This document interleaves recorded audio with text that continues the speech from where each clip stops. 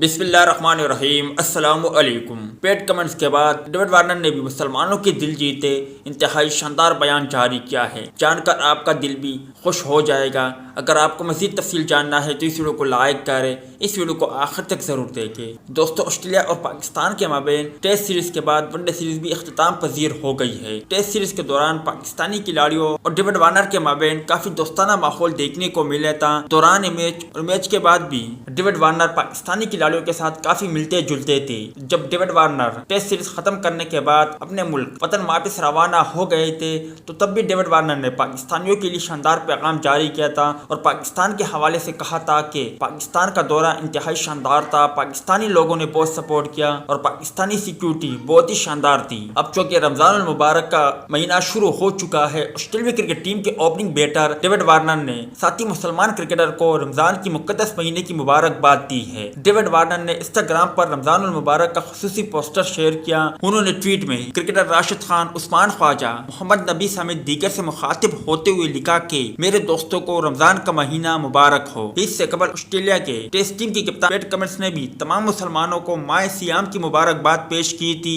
اس کے علاوہ عالمی رہنماؤں کی جانب سے بھی اس مقدس مہینے کے لیے نیک خواہشات کا اظہار کیا گیا ہے۔